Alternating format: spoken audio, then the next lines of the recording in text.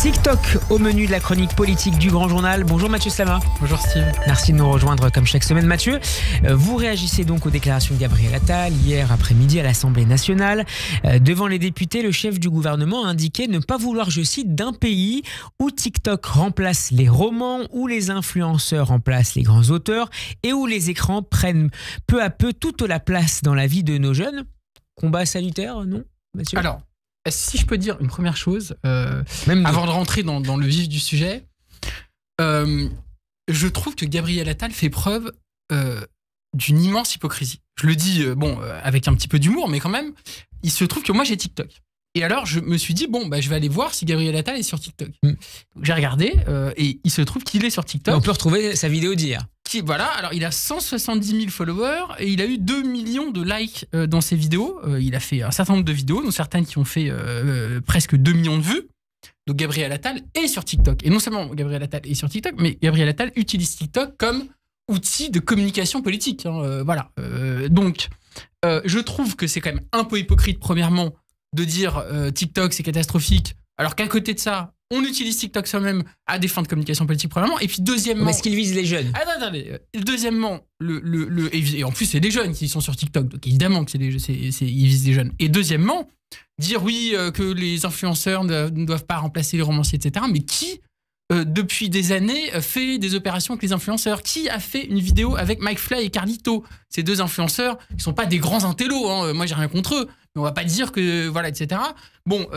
C'est Emmanuel Macron qui a fait une fameuse vidéo avec eux, là encore à des fins de marketing politique. Donc d'abord, la première chose que je voulais dire, c'est qu'il y a quand même un côté très hypocrite, je trouve, dans ce discours anti-TikTok, anti-réseaux sociaux, par les mêmes qui utilisent énormément les réseaux sociaux pour faire leur communication. Donc ça, c'est une première chose. La première critique liminaire. Au-delà, vous considérez qu'à travers cette critique, c'est une forme de vieux discours réactionnaire qui émerge dans le discours du Premier ministre? Alors, il y a plusieurs choses. Je crois que politiquement, ce n'est pas neutre. Gabriel Attal est quelqu'un de très intelligent, qui sait très bien ce qu'il fait. Je pense que dans le cadre des élections européennes, la majorité voit bien qu'ils sont à la peine, premièrement, et que deuxièmement, Raphaël Glucksmann a pris un peu le créneau du centre gauche, un peu mou, voilà, mais en tout cas un petit peu progressiste. Et donc, je crois qu'il y a une stratégie de trianguler à droite pour essayer de toucher un électorat qui, fondamentalement, ne croit plus trop en LR et pourrait se reporter potentiellement, alors soit sur le RN, soit vers la Macronie. Et ce discours-là, qui est le discours donc conservateur classique, mais voire réactionnaire, qu'on entend régulièrement de la bouche de personnalités médiatiques ou de politiques de droite, et évidemment d'extrême droite, mais de droite beaucoup. Je pense que ce discours-là, le gouvernement sait qui va toucher un électorat, d'ailleurs plutôt âgé, et plutôt de droite, qui est aujourd'hui l'électorat principal de la Macronie. Parce que vous pensez, Mathieu, qu'il faut être nécessairement réactionnaire pour s'inquiéter de certaines dérives dans l'utilisation de TikTok? Non, mais il y a un fond réactionnaire dans le discours anti-réseaux sociaux et le discours anti, on va dire, pratique contemporaine des jeunes. Voilà, avec derrière aussi le côté, la société part à volo, on lit de moins en moins, c'est une catastrophe, la jeunesse est décivilisée. Il n'utilise pas ce terme, quoique ce terme-là est utilisé dans d'autres contextes, mais passons. Donc, il y a quand même un vieux fond réactionnaire là-dedans qui va toucher des gens qui vont être sensibles à ce discours, sachant que ça s'accompagne de d'autres discours réactionnaires. Encore récemment, Gabriel Attal disait qu'il fallait des conseils de discipline à l'école primaire.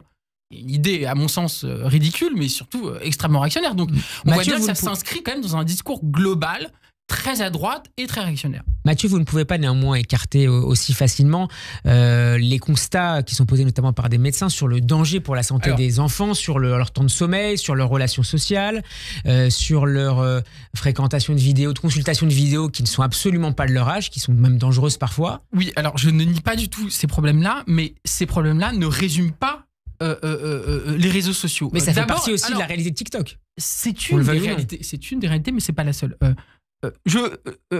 Récemment sur France Inter, il y avait Grégoire Borst, qui est professeur de psychologie et de neurosciences, qui fait autorité dans son domaine, qui disait qu'il n'avait pas de lien entre l'exposition aux écrans et les troubles neurodéveloppementaux chez les jeunes et chez les enfants. Donc déjà, scientifiquement, il n'y a pas de lien avéré entre l'exposition aux écrans et les troubles de comportement. Donc ça, c'est une première chose à dire.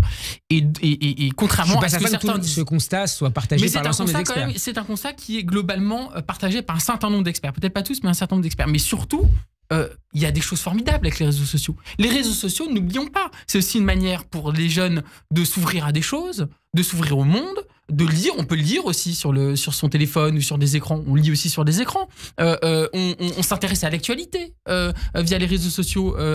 Sur TikTok en particulier, il y a tout un tas de jeunes qui font des choses formidables sur TikTok, que ce soit sur un ton léger ou un ton plus sérieux, parce qu'il y a aussi du militantisme politique sur TikTok qui est vachement intéressant, mais même sur un ton moins sérieux, il y a des choses formidables, extrêmement créatives, voire des choses artistiques. Et donc, le discours, entre guillemets, technophobe de TikTok c'est mal, les réseaux sociaux font du mal à la jeunesse, etc. Si on pouvait Moi, je le trouve ringard. Je voudrais qu'on recite, que je recite une partie des déclarations de Gabriel Attal. Il ne faudrait pas que les écrans prennent peu à peu toute la place dans la vie de nos jeunes, toute la place. Oui, mais ça n'arrivera pas. Il ne dit pas qu'il faut supprimer TikTok. Oui, mais simplement peut-être réguler l'usage. Il invente un peu ce qu'on dit dans la rhétorique. Il invente un peu un homme de paille, c'est-à-dire quelque chose qui ne va pas arriver.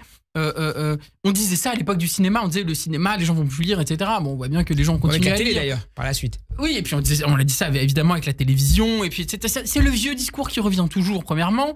Voilà, réac, et moi je le trouve un peu ringard. Et puis d'autre part, moi je voudrais insister sur autre chose aussi. Oui, la lecture c'est très bien. Oui, évidemment, les grands auteurs, c'est formidable. Mais attention de ne pas sacraliser la lecture. On n'est pas moins intelligent parce qu'on lit moins ou parce qu'on ne lit pas. Il y a des gens qui n'aiment pas lire. Il y a des gens qui ne s'intéressent pas à la lecture. Il y a des gens qui n'arrivent pas à lire. C'est aussi quelque chose qu'ils ont du mal à faire. Et je trouve que notre société, et notamment peut-être une partie de l'élite, notamment politique, a tendance à culpabiliser si on n'aime pas lire ou si on a du mal à lire. Et d'abord, premièrement, je trouve que dans ce côté sacralisation de la lecture, il y a une manière pour les élites un peu de se conforter. Voilà, il y a une forme de snobisme, moi je trouve, et peut-être même un mépris de classe. Au contraire, Mathieu, encourager la lecture dans tous les milieux, y compris dans les milieux populaires, plutôt que de considérer que la lecture n'est pas... sans doute, mais... N'est pas l'essentiel. Sans doute, mais d'abord, lire pourquoi lire des auteurs, il faut les comprendre. Je ne sais pas si à un jeune âge, on comprend vraiment Flaubert ou Proust, par exemple. Moi, je suis même persuadé que non. C'est le rôle des éducateurs, des enseignants.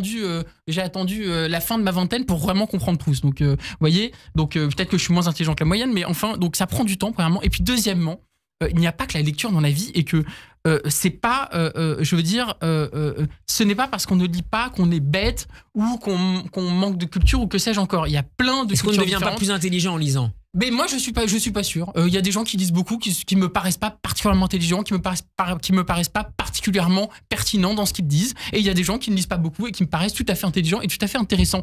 Ce que je dis simplement, c'est la sacralisation de la lecture, c'est aussi une manière pour certaines élites de imposer, si vous voulez, un peu leur vision de ce que doit être la culture, de ce que doit être la société, et finalement, d'une certaine manière aussi, d'installer une sorte de différence entre ceux qui lisent et ceux qui ne lisent pas. Et je trouve ça que c'est non seulement problématique, mais surtout que c'est faux, ce n'est pas vrai.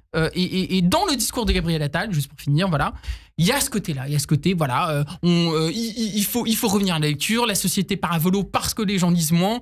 C'est un discours conservateur qu'on connaît bien, et je crois que ce discours est faux. Il y a des choses formidables sur les réseaux sociaux, il y a des choses formidables sur TikTok, comme il y a des choses formidables à la télévision, comme il y a des choses formidables au cinéma et dans d'autres médiums, on va dire, que le livre. Et c'est important de le dire, et c'est important de dire que notre jeunesse n'est pas une jeunesse bête, c'est pas une jeunesse décivilisée ou quoi que ce soit, c'est une jeunesse qui est tout aussi intelligente que nos aînés, voire peut-être plus d'ailleurs. Voilà. Merci Mathieu Slamin d'avoir été avec nous pour votre chronique politique à réécouter en podcast sur radioj.fr et en vidéo sur notre page YouTube. Bon après-midi et à la semaine prochaine. À la semaine prochaine.